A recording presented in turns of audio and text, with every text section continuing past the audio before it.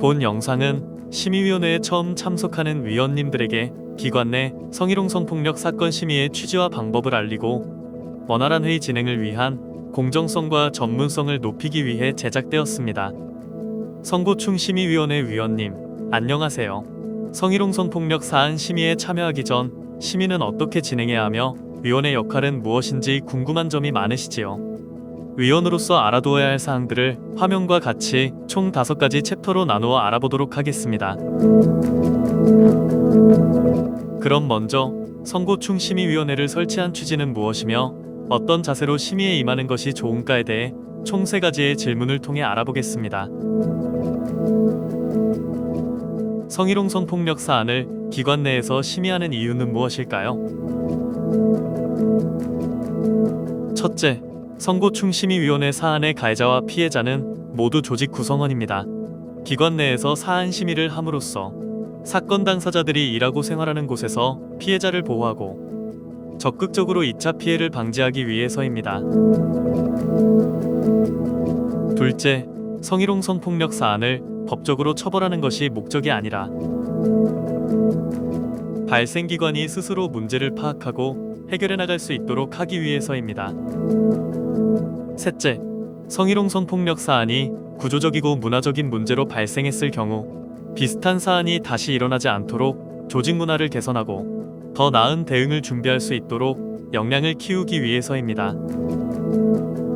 심의위원들은 어떤 자세로 심의에 임하면 될까요? 심의위원은 객관적으로 바라보고 공정하게 검토하고 판단하려는 자세로 심의에 임해야 합니다. 또한 기관 내의 사안 처리를 통해 궁극적으로 피해자가 일상을 회복하고 상처를 치유할 수 있도록 돕는 것을 목표로 심의해야 합니다.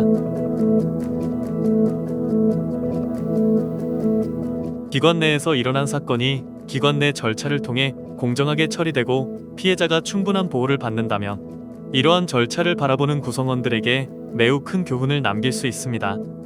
그래서 공정한 사건 처리를 통해 구성원 모두 기관 내 사건 처리 절차를 신뢰할 수 있도록 하는 것이 좋습니다. 성고충 심의위원회에서 위원의 역할과 유의해야 할 점은 무엇일까요? 지금부터 알아보도록 하겠습니다.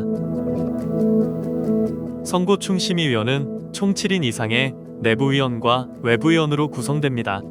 내부위원은 기관 사정에 밝고 사안 당사자들에 대해 많이 알고 있어 사안의 배경과 전후 사정을 쉽게 이해하는 것이 가능합니다. 따라서 심의에 임할 때 우리 조직의 문화를 개선할 부분은 없는지, 어떻게 하면 충분히 피해자를 보호할 수 있는지 생각해주는 것이 좋습니다. 내부위원이 유의할 사항은 당사자들과 동료이자 심의위원들이므로 평소 자신이 가지고 있는 부가적인 정보들로 인해 공정성을 해칠 위험이 있다는 점입니다. 심의에 앞서 우선 사안을 객관적으로 보기 위해 노력해야 합니다. 외부위원은 성희롱 성폭력 사안에 대해 전문성을 갖추고 있으며 사안에 대해 객관성을 유지할 수 있습니다. 따라서 공정한 심의를 위해 내부위원들이 객관적인 판단을 할 수 있도록 조력하고 전문 지식을 공유하는 역할을 함께해야 합니다. 외부위원이 유의할 사항은 기관의 특별한 사정이나 구조에 대한 이해가 부족할 수 있다는 점입니다. 따라서 조직 문화나 사안의 배경, 당사자들의 관계 등에 대해 심의 전 충분히 숙지하고 이해하는 것이 중요합니다. 다음은 심의위원회 진행 순서입니다. 심의위원회가 어떻게 진행되는지 전체적인 진행 순서에 대해 알아보겠습니다. 성고충 심의위원회의 진행은 다음과 같습니다. 먼저 위원장을 포함하여 7인 이상의 위원으로 성고충 심의위원회가 구성됩니다. 심의위원이 구성되면 각 위원들에게 참석 안내서를 송부하고 신고인과 피신고인 그리고 참고인이 출석하여 진술하는지에 대해서도 확인하여 회의 소집 절차를 마무리합니다.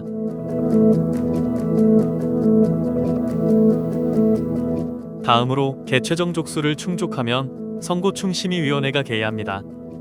먼저 위원들은 비밀유지 의무를 안내받고 서약서에 서명을 하게 됩니다. 그리고 제척, 기피, 회피 의원이 있는지 확인을 하고 신고인, 피신고인, 참고인의 의견 진술을 듣고 질의응답의 시간을 가집니다. 이 과정이 끝나면 의원들은 사안에 대해 심의를 하고 성희롱 성폭력 사안 판단을 내립니다. 심의 결과가 기관장에게 송부되고 마지막으로 당사자에게 결과가 송부되면 모든 절차는 마무리됩니다. 이번에는 심의위원회 준비 단계로 넘어가 보겠습니다. 심의 진행 전 위원들께서는 사실 확인 결과 보고서와 같은 심의 자료를 받아보게 될 텐데요. 이 자료들을 어떻게 검토하면서 회의를 준비해야 하는지 알아보도록 하겠습니다. 사안 조사 자료를 받아보았는데 무엇부터 어떻게 살펴보며 회의를 준비하는 것이 좋을까요?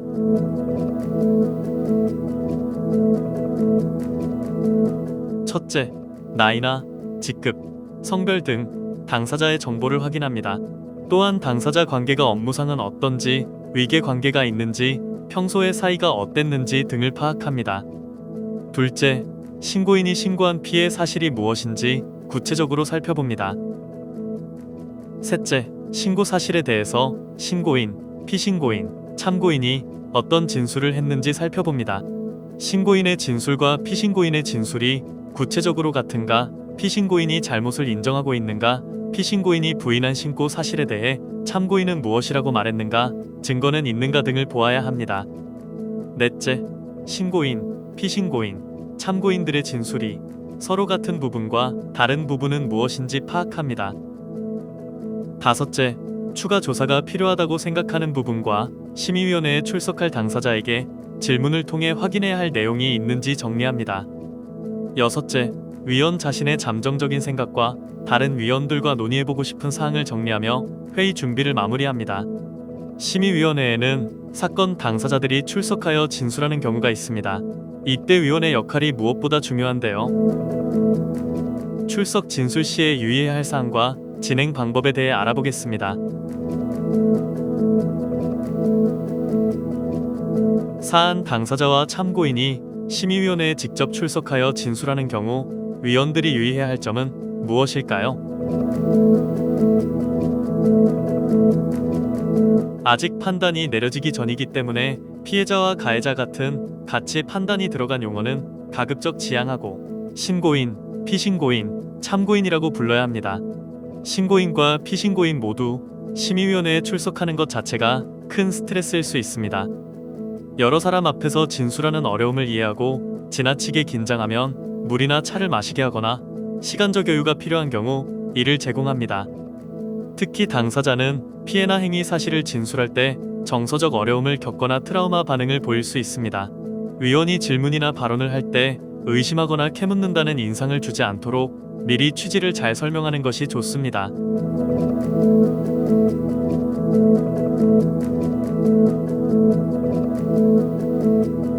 심의위원회는 누군가를 훈계하거나 치유하는 자리는 아니기 때문에 당사자를 만날 때는 평정심을 가지고 선입견이 없는 태도를 유지하는 것이 좋습니다.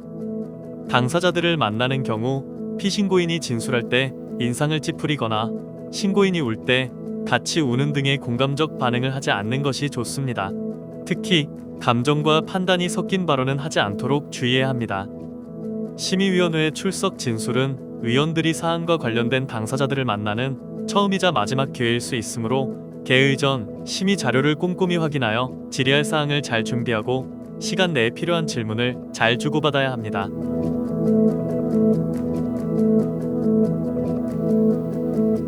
출석 진술은 어떻게 진행되나요? 심의를 시작하면 위원들은 심의 자료를 보면서 들었던 의문과 당사자 진술을 통해 확인해야 할 사항들을 논의하고 정리합니다. 출석 진술할 당사자에 대한 질의사항을 정리한 후 질의 순서와 질의할 위원을 정합니다. 질문이 겹치거나 반복되지 않도록 준비하는 것이 좋습니다. 준비가 끝나면 한 사람씩 회의장에 들어오도록 안내합니다. 출석한 당사자에게 위원장이 간단한 진행 소개를 합니다.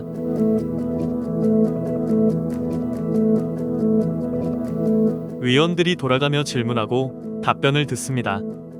위원장이 출석 당사자에게 끝으로 하고 싶은 말을 하도록 충분한 기회를 주고 이후 퇴장 안내를 합니다. 퇴장 후 심의위원들이 사안에 대해 논의합니다. 다음 출석 당사자 질의응답을 준비하며 1번에서 7번 순서대로 반복해서 진행합니다.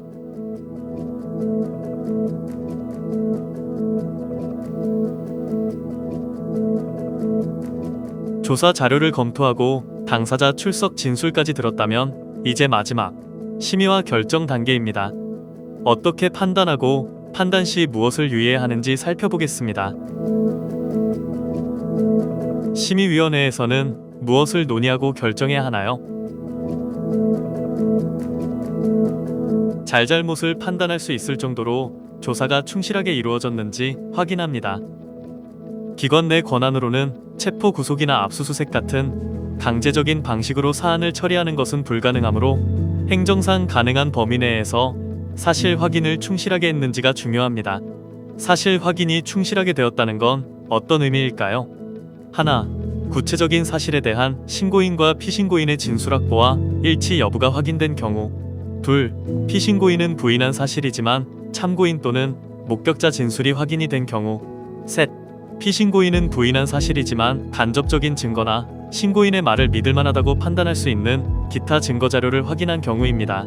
판단이 가능한 정도로 사실 확인이 이루어지지 않았다면 사안에 대한 보완 및 추가 사실 확인이 필요한지 심의위원회가 당사자 출석 진술을 통해 판단할 수 있는지 결정에 진행합니다. 사안 확인이 충실히 이루어졌다면 이제 판단의 단계로 넘어가면 됩니다. 심의위원회가 논의하고 결정해야 할 핵심 사항은 하나, 사실 확인을 통해 확인할 수 있는 사실관계를 파악하기. 둘, 확인된 사실관계를 토대로 성희롱 성폭력 여부를 판단하기. 셋, 피해자를 위해 필요한 보호조치 결정하기. 넷, 재발방지 대책 수립하기입니다.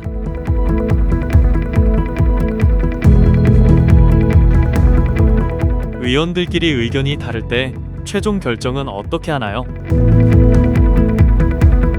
결정 방법은 위원 과반수의 찬성으로 결정합니다. 다만 재척, 기피, 회피로 인한 의결 인원수에 따라 만장일치의 합의가 필요한 경우도 있을 수 있습니다. 심의 결정 시 알아두어야 할 사항이나 유의점은 무엇이 있을까요? 기관 내 선고충심의위원회의 결정은 성희롱 성폭력 판단 여부입니다. 성희롱 성폭력 판단 여부는 법적 기준을 참고하면 됩니다. 사안 내용에 대한 의문이나 법적 기준에 대한 궁금증은 간사 또는 외부 전문가위원에게 질의하고 논의하는 것이 좋습니다. 구체적인 내용 확인을 토대로 명확한 사실관계를 파악해 성희롱 성폭력 사안을 심의해야 합니다. 확실하지 않은 사실관계나 추상적인 내용 확인만으로 판단을 내리게 되면 추후 성희롱 성폭력이 있었음에도 피해자가 적절한 피해 구제를 받지 못하게 되는 경우가 발생할 수 있습니다. 또한 가해자는 반성의 기회를 잃게 되거나 반대로 제대로 심의가 이루어지지 않아 억울한 피신고인이 발생할 수도 있습니다. 이 점을 유의하여 구체성, 객관성, 공정성을 잃지 않고 명확한 사실관계를 따져 판단을 내릴 수 있도록 노력해야 합니다.